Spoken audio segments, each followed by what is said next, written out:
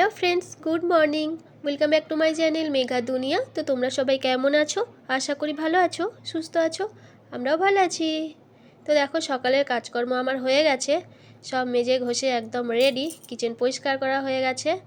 আর এই হাঁড়িটা মানে ভাত তো করি না হাঁড়িতে করে, আজকের মেজে দিয়েছি কারণ অনেক দিন পড়েছিল তো, ওই জন্য আজকের মেজে দিলাম। আর এই কটা জামা কাপড় আছে, কাচতে হবে। আজকে রান্না করছি একটা মিক্স সবজি, চিংড়ি দিয়ে করছি। বিট দেওয়া আছে, এর জন্য না সবজিটা লাল লাল হয়ে গেছে। এখনও কিন্তু ওই হলুদ গুঁড়ো লঙ্কা গুঁড়ো কিছুই দিইনি, শুধু জিরে ধনের পাউডার আর নুনটাই দিয়েছি। একটু ভাজা করে নিচ্ছি ফার্স্টে, আর চিংড়িটাও দিয়ে দিয়েছি। বিটটা দেওয়াতে লাল লাল হয়ে গেছে। এই শীতকালের মিক্স সবজি, যে কোনো মিক্স সবজি খেতে খুব ভালো লাগে। তো মিক্স সবজি করব আজকে একটা, আর বেটে শাক ভাজা করব, আর চিংড়ি দিয়ে ওই বেসনের বড়া দিয়ে আলু দিয়ে একটা তরকারি করব।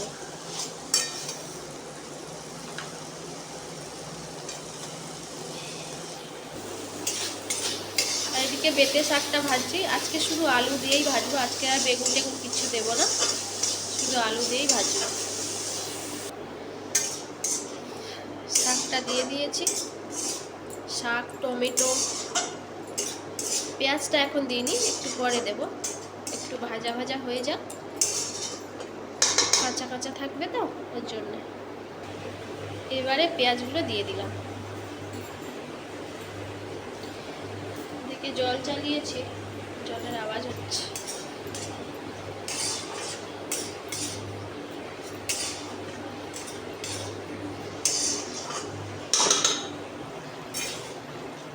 সবজিটা কতটা, অল্প একটু জল দিয়েছি, তা জল উঠেছে, ঢাকা দিয়েছিলাম তো, জলটা কমে যাক।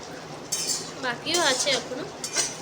আলু তো সিদ্ধ হয়ে গেছে, কিন্তু ওই বিট, মূলো এগুলো সিদ্ধ হতে টাইম লাগে না একটু, তো এগুলো সিদ্ধ হয়ে যাক আর জলটাও কমে যাক।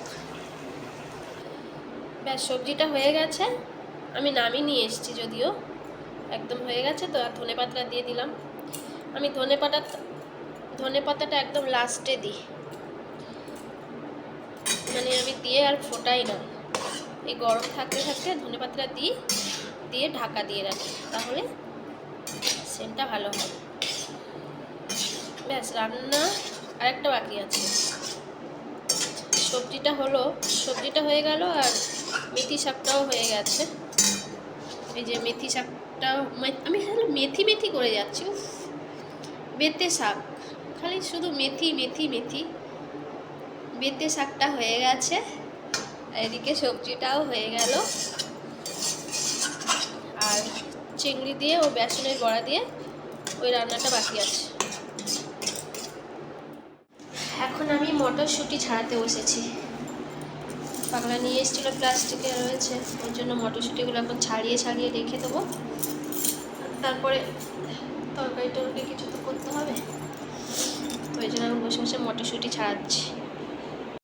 তো দুপুরে লাঞ্চ কমপ্লিট হয়ে গেছে, আর এখন আমি বসে গেছি, মানে এখন বিকেলবেলা। তো এখন আমি বসে গেছি, এই মটরশুঁটিগুলো ছাড়াচ্ছি, কারণ পাগলা আজকে আবদার করেছে কড়াইশুঁটির কচুরি খাবে। এই শীত পড়েছে, কতবার যে কড়াইশুঁটির কচুরি হবে, আর কতবার যে গাজরের হালুয়া হবে, মানে কতবার করে হয়। তো এবছরের শীতে ফার্স্ট কড়াইশুঁটির কচুরি হবে। তো এর জন্য কড়াইশুঁটিগুলো বসে বসে ছাড়াচ্ছিলাম, আর আমি কড়াইশুঁটি ছাড়াতে খাই। যদি একটু মিষ্টি লাগে, মিষ্টি মিষ্টি হয় না, ছোটো ছোটো দানাগুলো মিষ্টি মিষ্টি হয়, আর খেতে খুব ভাল লাগে। আর আমার খুব ঠান্ডা লাগছিল, এই যে আমার খুব ঠান্ডা লাগছিল। মোটামুটি ঠান্ডা পড়ে গেছে তো এখানে। তো গায়ে কিছু দিইনি, যদিও চাদর সোয়েটার কিছু দিইনি, কারণ না চুলটা ভেজা ছিল আমার, শ্যাম্পু করেছিলাম তো চুলটা ভেজা ছিল, চুলটা শুকানোর জন্য খুলে রেখেছিলাম, তো এর জন্য ঠান্ডা প্রচণ্ড লাগছিল। তো চলো ছাড়িয়ে নিই কড়াইশুঁটিগুলো।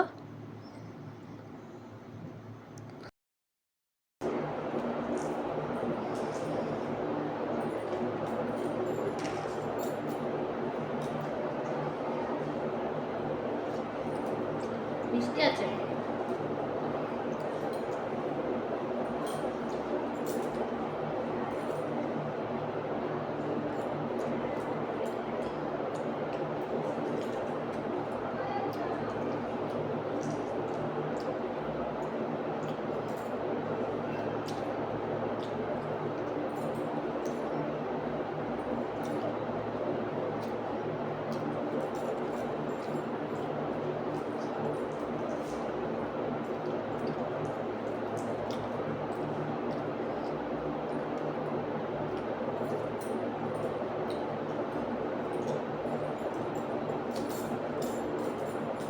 চলো ছাড়িয়ে নিই। তো মটরশুঁটিগুলো আমার ছাড়ানো হয়ে গেছে। তো তারপরে চলে এসেছি, দেখো পাগলার কয়েকটা শার্ট ছিল আর প্যান্ট ছিল, আয়রন করতে বাকি আছে। তো এখনও তো বিকেলই রয়েছে, সন্ধে তো এখনও হয়নি, অনেক বাকি আছে সন্ধে হতে।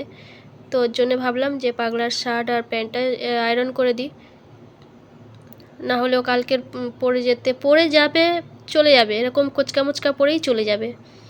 তো ওর জন্য ভাবলাম করেই রাখি, তাহলে ও পরে যাবে কালকের। আর বেশি নেই, ওই 3টে শার্ট আর এই একটাই প্যান্ট ছিল লাস্ট।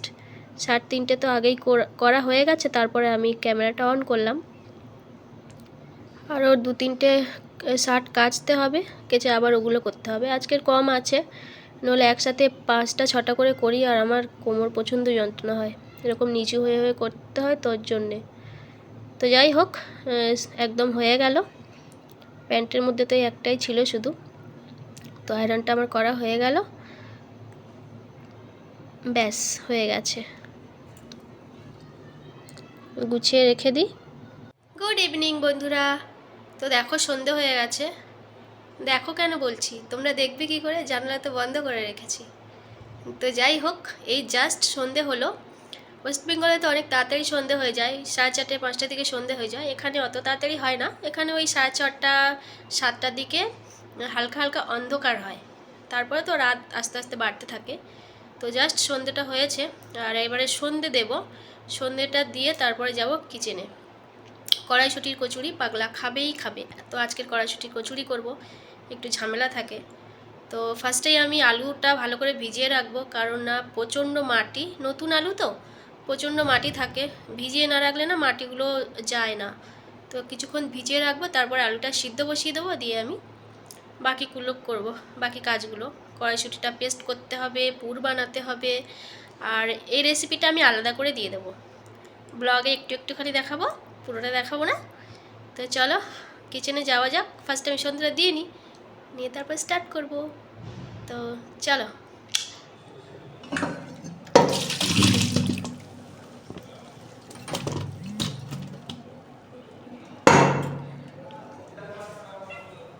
এই যে এখানে আলুর দমের মশলা করে নিয়েছি, পেঁয়াজ টমেটো সব একসাথে পেস্ট করে নিয়েছি, নিয়ে আলুর দমটা বানাবো। তো এই যে আলুর দমটা একদম হয়ে গেছে, কড়াইশুঁটি দিয়েই আলুর দমটা করেছি। আর আলুগুলো আমি এরকম গোটা গোটা রেখেছি, ছোটো ছোটো আলুর দম তো, ছোটো ছোটো আলু তো, এর জন্য গোটাই রেখেছি। আর কচুরিটা আছে আর করলাম না, ব্যাস হয়ে গেছে। খালি উপর থেকে একটু ধনেপাতা দিলেই হয়ে যাবে। ধনেপাতা দিলে দারুণ লাগে বলো। তো ধনেপাতা দিয়ে দিলাম, দিয়ে একটু নেড়ে দিলাম, দিলে একদম রেডি। আর কড়াইশুঁটির কচুরিটাও ওইদিকে হয়ে গেছে, কচুরিটা করে নিয়ে তারপরে আলুর দমটা করলাম, তাহলে গরম গরম ভালো লাগবে আরও। তো ব্যাস, ডিনার একদম কমপ্লিট। এরপর খাবারটা বাড়বো আর খাবো। তো চলো আমরা গরম গরম কচুরি আর আলুর দম খেয়ে নিই। এই যে ফাইনাল লুকটা, উপর থেকে একটু জিরে ভাজা ছড়িয়ে দিয়েছিলাম।